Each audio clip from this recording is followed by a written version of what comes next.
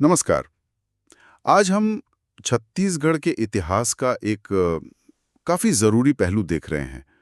राजनांदगांव की जो बीएनसी मिल थी, वहाँ हुए मजदूर आंदोलनों पर बात करेंगे। हमारे पास जो जानकारी है, वो उन श्रमिकों के संघर्ष और उनकी आवाज़ उठाने की कहानी बताती है। तो चलिए इस पड़ताल में उतरते हैं और समझते हैं कि क्या मुख्य बातें थी इन आंदोलनों की। बिल्कुल। और देखिए, किसी भी इलाके के इतिहास को अगर समझना हो तो वहाँ के आम लोगों, खास करके जो मजदूर हैं, उनके संघर्षों को जानना बहुत जरूरी हो जाता है। ये आंदोलन सिर्फ स्थानीय शोषण के खिलाफ एक आवाज नहीं थे, बल्कि उन्होंने एक तरह से उस वक्त की जो राष्ट्रीय चेतना थी उसमें भी योगदान दिया, ऐसा हमारे स्रोत बताते हैं। हाँ, तो ये कहानी शुरू होती है सन 1892 में, है ना? जब राजनांदगांव में ये बंगाल नागपुर कॉटन मिल्स यानी बीएनसी मिल स्थापित हुई। लेकिन फिर जल्दी ही जाहिर है काम के घंटे ज्यादा थे, मैनेजमेंट सख्त था, तो मजदूरों में असंतोष फैलने लगा। और यहीं से पहले बड़े आंदोलन की जमीन तैयार हुई। ठाकुर प्यारेलाल सिंह जी का नाम आता है इसमें। उनके नेतृत्व में मजदूरों ने आवाज उठाई। और दिलचस्प बात यह है कि ये हड़ताल, जैसा कि दस्तावेजों में मिलता है, पूरे 36 दिन चली थी। शिवलाल मास्टर और कन्हैयालाल बाजारी जैसे नेता भी इसमें शामिल थे। 36 दिन! अरे वाह! उस जमाने के हिसाब से तो ये बहुत ही लंबा समय रहा होगा। हाँ तो नतीजा क्या निकला फिर? क्या उनकी मांगे मानी गई? हाँ, देखिए स्रोत यही बताते हैं कि हड़ताल कामयाब रही और मांगे मान ली गई।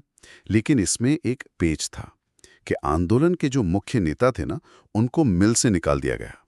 ये दिखाता है कि भाई तात्कालिक जीत तो मिल गई, पर असल लड़ाई शायद अभी बाकी थी। एक तरह की चेतावनी भी थी मैनेजमेंट की तरफ से।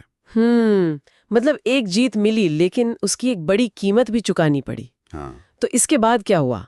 माहौल कुछ शांत हुआ कुछ समय के लिए शायद, हाँ कहा जा सकता है। लेकिन ये शांति ज्यादा टिकी नहीं। आप देखिए, करीब 3 दशक बाद 1924 में हम्म, हालात फिर बिगड़े। मिल प्रबंधन ने कुछ ऐसी नीतियां लागू की जिन्हें मजदूर अपने खिलाफ मान रहे थे, दमनकारी समझ रहे थे। और फिर जाहिर है विरोध तो हुआ ही होगा। बिल्कुल। ठाकुर प्यारेलाल सिंह ने एक बार फिर नेतृत्व संभाला और दूसरी बड़ी हड़ताल शुरू हो गई। ये वाली हड़ताल भी लंबे समय तक चली और इस दौरान कई गिरफ्तारियां भी हुई, ऐसा जिक्र मिलता है। माहौल काफी तनावपूर्ण हो गया था। इसी दौरान एक गंभीर घटना का भी जिक्र आता है, ऐसे कह रहा हूँ। जी हाँ, बिल्कुल। ये एक बहुत दुखद और नाटकीय मोड़ था उस आंदोलन का। हुआ ये कि हड़ताल के दौरान मिल के एक मैनेजर ने गोली चला दी और उसमें बड़कू नाम के एक मजदूर की दुखद मौत हो गई। ये बहुत गंभीर बात थी। ठाकुर साहब इस मामले को रायपुर तक ले गए और मैनेजर को सजा दिलवाने में कामयाब भी रहे। अच्छा, एक मैनेजर को सजा मिलना उस दौर में ये तो बहुत बड़ी बात रही होगी। जी इसका आंदोलन पर क्या असर पड़ा होगा? देखिए, निश्चित रूप से इससे मजदूरों का हौसला तो बढ़ा होगा कि न्याय मिल सकता है। लेकिन दूसरी तरफ प्रबंधन भी चुप नहीं बैठा। दस्तावेज इशारा करते हैं कि बाद में मैनेजमेंट ने थोड़ी चालाकी दिखाई, कुछ नेताओं को किसी तरह अपने पाले में कर लिया, जिससे आंदोलन की जो एकजुटता थी वो थोड़ी बिखर सी गई। तो ये दिखाता है कि संघर्ष सिर्फ हड़ताल तक ही नहीं था, बल्कि वो मनोवैज्ञानिक और रणनीतिक स्तर पर भी चल रहा था। तो ये लड़ाई का एक और पहलू था। इसके बाद तीसरा बड़ा आंदोलन, वो कब और क्यों हुआ? अगला जो अहम पड़ाव आता है वो है 1937 में।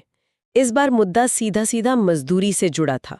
मिल मालिकों ने जो बुनकर थे, उनकी मजदूरी में 10% की कटौती कर दी। 10% कटौती, ये तो मतलब सीधे सीधे मजदूरों की जेब पर असर डालने वाली बात थी। हाँ, और इसका विरोध होना तो लाजमी ही था। एक बार फिर ठाकुर प्यारेलाल सिंह सामने आए। उन्होंने पहले तो प्रबंधन से बातचीत की कोशिश की, लेकिन कोई सहमति नहीं बन पाई। इसके बाद मजदूरों ने फिर से हड़ताल का रास्ता चुना। इस बार प्रबंधन का क्या रुख रहा?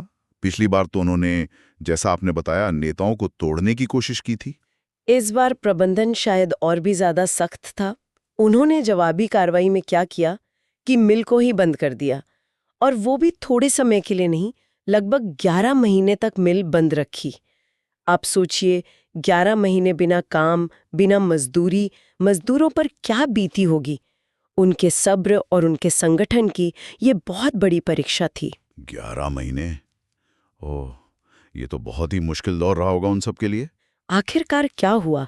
समझौता हुआ। हाँ, आखिरकार इतने लंबे संघर्ष के बाद ठाकुर साहब और प्रबंधन के बीच समझौता हो ही गया। मजदूरों की मांगें मानी गईं और उन्हें काम पर वापस लिया गया। और इसी दौर की एक और अच्छी बात यह हुई कि 1938 से 40 के बीच मजदूरों के कल्याण के लिए एक फंड भी बनाया गया। ये दिखाता है कि ठाकुर साहब का नजरिया सिर्फ तात्कालिक मांगों तक ही नहीं था, वो मजदूरों के भविष्य के बारे में भी सोच रहे थे। तो अगर हम इन 3 बड़े आंदोलनों को देखें जो करीब करीब आधी सदी तक फैले रहे, तो क्या मुख्य बातें समझ आती हैं इनसे?